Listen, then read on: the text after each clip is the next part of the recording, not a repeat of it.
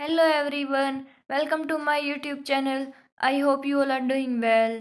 Today in this video we will discuss about vital statics, and in the previous video we will discuss about health information system unit 9.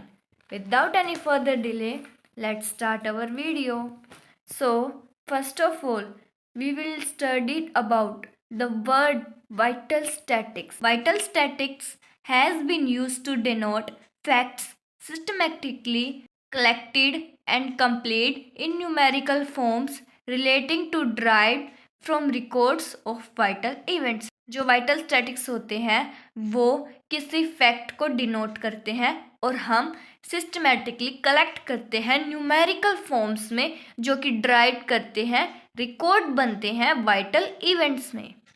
अब vital events क्या क्या हो सकते हैं, जैसे कि birth, death, fetal death, marriage, divorce, adoption. ये था इंट्रोडक्शन। अब हम बात करते हैं डेफिनेशन की। Vital statics is data record regarding marriage, birth, disease and death. Vital statics जो है वो एक तरह का डाटा रिकॉर्ड करते हैं हम किसके regarding, marriage, birth, disease and death के रिगार्डिंग। अब नेक्स्ट देखते हैं फंक्शंस ऑफ वाइटल स्टैटिक्स, क्या क्या फंक्शंस होते हैं। It represents fact in a definite form, ये फैक्ट्स को डिनोट करते हैं डेफिनेट फॉर्म में, हेल्प करते हैं प्रोडक्शन में, फैसिलिटी कंपैरिजन करते हैं और प्लान करते हैं इफ़ेक्टिव स्ट्रेटजीज फ्यूचर के लिए, और ये हेल्प करते हैं फॉर्मुलेटिंग और टेस्टिंग हाइपोथेसिस। ये यूज्ड होते हैं मशीनरी में और हेल्प करते हैं इंफॉर्मेशन सिस्टम को। जो स्टैटिक्स होते हैं वो कन्वर्ट होते हैं mass of number into useful informations में। अब नेक्स्ट देखते हैं पर्पस ऑफ वाइटल स्टैटिक्स, क्या क्या पर्पस होते हैं वाइटल स्टैटिक्स के।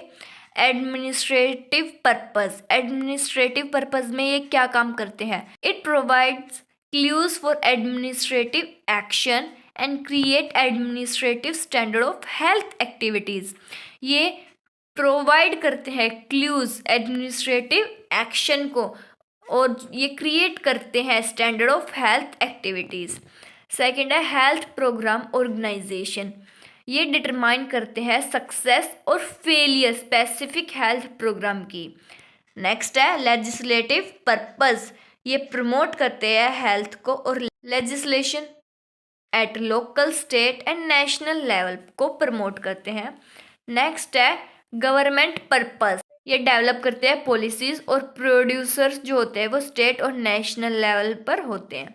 ये बेसिक है सोशल रिफॉर्म का। अब हम इम्पोर्टेंट रेट्स एंड इंडिकेशंस के बारे में बात करेंगे, कौन कौन से इम्पोर्टेंट रेट्स और इंडिकेशंस होते हैं। सबसे पहले हम देखते हैं कि रेट ये होता क्या है।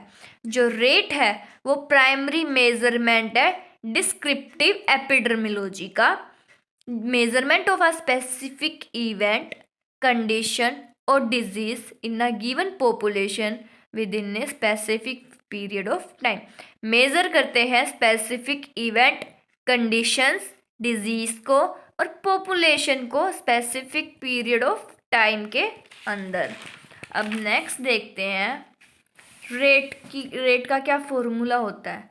Number of event occurring in a period of time upon population at risk during the same period of time into 1000। एक पीरियड ऑफ टाइम में कितने इवेंट अकर होते हैं अपॉन कितनी पॉपुलेशन रिस्क पर है सेम पीरियड के अंदर इनटू 1000। नेक्स्ट है क्रूड रेट। क्रूड रेट क्या होता है, number of total event in an area during the year upon estimated mid-year population of the same area during the same year into 1000। Number of total events जितने भी हुए हैं during the year upon जो estimated होता है mid year population वो same year की होनी चाहिए इनटू 1000। नेक्स्ट देखते हैं स्पेसिफिक रेट। जो ये स्पेसिफिक रेट है ये number of total events in specific population in an area during the same year upon estimated mid-year population of the same area during a same year into 1000। अब इसमें क्या बताया है कि जो नंबर ऑफ टोटल इवेंट होते हैं specific population के अंदर उसी ईयर के अंदर अपॉन एस्टिमेटेड होता है मिड ईयर पॉपुलेशन उसी सेम एरिया और during same year into 1000। Next देखते हैं GFR। GFR की फुल फॉर्म क्या होती है? General fertility rate. अब जनरल फर्टिलिटी रेट जो है ये मेज़र करते हैं फर्टिलिटी को और क्रूड बर्थ रेट को। इसका फॉर्मूला क्या है? Number of live birth in an area during the year upon mid year population of age 15 to 45 years female into 1000। जो नंबर ऑफ लाइफ बर्थ है ड्यूरिंग द ईयर अपॉन जो mid year population है 15 to 45 years female, वो restricted womens हैं जो कि child bearing age rather than the whole population into 1000। अब next देखते हैं TFR मतलब टोटल फर्टिलिटी रेट। जो ये टोटल फर्टिलिटी रेट है ये 5 into sum of 45 minus 49 15 minus 9 upon 1000 ASFR। जो ये TFR है टोटल फर्टिलिटी रेट, ये रिप्रेजेंट करता है एवरेज चिल्ड्रन होने चाहिए एक वुमेन के पास, वो भी एक रिप्रोडक्टिव ईयर के अंदर। जैसे कि जो 5 ईयर ऑफ एज ली गई है वो सम करते हैं हम उसका और मल्टीप्लाई करते हैं 5 से, जो भी एप्रोप्रिएट नंबर आएगा वो कंप्लीट फैमिली साइज होगा। अब यहाँ पे ASFR जो है उसका मतलब है एज स्पेसिफिक फर्टिलिटी रेट।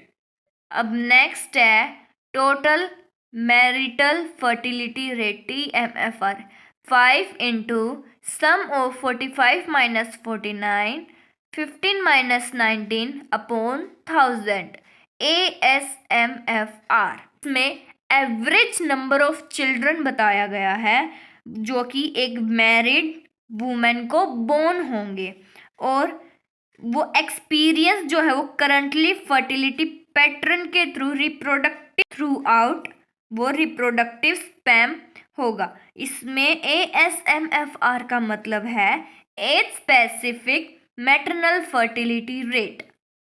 अब नेक्स्ट देखते हैं ग्रोस रिप्रोडक्टिव रेट GRR। जो ग्रोस रिप्रोडक्टिव रेट है वो 5 into sum of 45 minus 49 15 minus 19 upon 1000 age ASFR for female live birth.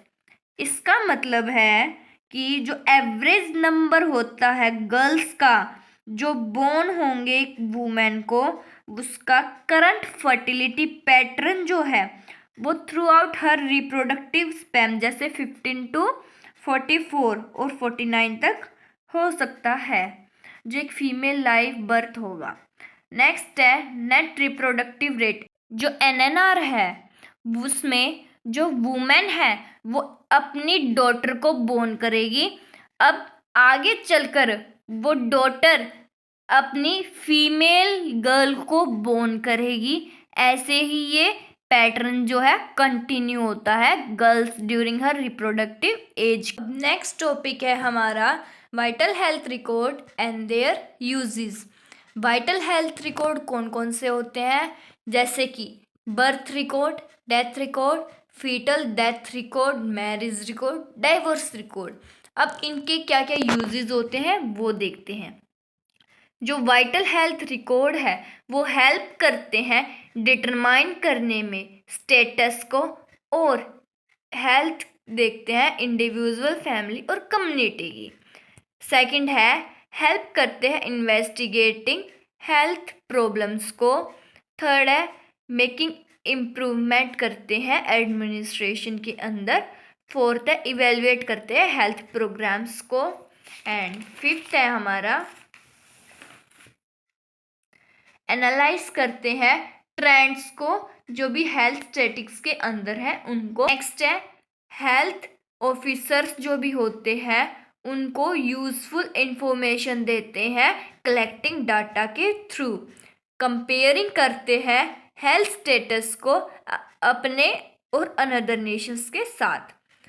जो भी हेल्थ स्टैटिक्स है वो बेसिक सोशल रिफॉर्म होते हैं और ये इम्पोर्टेंट टूल है एपिडेमियोलॉजिस्ट के अंदर। नेक्स्ट टॉपिक है हमारा बेसिक स्टैटिकल मेथड्स। जो बेसिक स्टैटिकल मेथड है वो कलेक्ट करते हैं और अरेंज करते हैं पर्पजली और ऑर्डरली, जैसे कि इसमें कुछ इम्पोर्टेंट पॉइंट्स क्लियर किए जाते हैं। The method of presenting statistical data is, किस किस फॉर्म में स्टैटिकल डाटा जो है प्रेजेंट किया जाता है। Tables, charts, diagrams, graphs and pictures. अब जो टेबल्स, जो टेबुलेशन है वो फर्स्ट स्टेप है डाटा एनालाइज करने का, और सिंपल और कॉम्प्लेक्स डिपेंड करता है number of measurement of single set. ये फर्स्ट स्टेप होता है डाटा मेजर करने का। सेकंड है हमारा चार्ट्स। जो चार्ट हैं वो स्टैटिकल डाटा को इंटरेस्टिंग बनाते हैं और प्रेजेंट करते हैं चार्ट के ऊपर, जिससे कि ये इजीली अंडरस्टैंडेबल हो और जो पीपल है वो एक्सेप्ट कर सके विद इंटरेस्ट के साथ। नेक्स्ट है हमारा डायग्राम। जो डायग्राम है वो स्टेटिकली प्रेजेंटेड होना चाहिए और जो डायग्राम्स है वो अट्रैक्टिव और प्रॉपर साइज के होने चाहिए। नेक्स्ट है पिक्चर्स। जो पिक्चर्स हैं वो प्रेजेंटिंग ट्रेडिशनल चार्ट्स पे होनी चाहिए और जो डाटा है वो क्लियर होना चाहिए पिक्चर्स और सिंबल्स के थ्रू। नेक्स्ट टॉपिक है हमारा responsibilities of community health nurse in vital statics. Collection करते हैं इंफॉर्मेशन का जो कि वाइटल स्टैटिक्स डाटा के अंदर है, और ऑब्जर्वेशन करते हैं जो इंफॉर्मेशन कलेक्ट हुई है उसकी, और एक्टिव रोल जो है एक नर्स वाइटल स्टैटिक्स में निभाती है। नेक्स्ट है keeping up to date knowledge रखते हैं डाटा कलेक्शन के थ्रू। अब नेक्स्ट है एनालाइज करते हैं डाटा को और कम्युनिटी डायग्नोसिस जो है बनाते हैं और उनका ट्रीटमेंट प्रोवाइड करते हैं। स्प्रेड करते हैं importance of vital statics community health nursing के अंदर, और जो भी क्रिएटिंग अवेयरनेस करते हैं रजिस्ट्रेशन करवाने के लिए वाइटल इवेंट्स के अंदर। मेंटेन करते हैं और रजिस्टर्स को जो कि हेल्थ सेंटर्स के रिगार्डिंग आते हैं, और फॉरवर्डिंग करते हैं डाटा कलेक्टेड की इंस्टीट्यूशंस में। That's enough for today. I hope you will understood the topic. In the next video, we will discuss about Unit 5 National Health Problems. If you really like my video, then don't forget to like and subscribe my channel. Thank you for watching my video.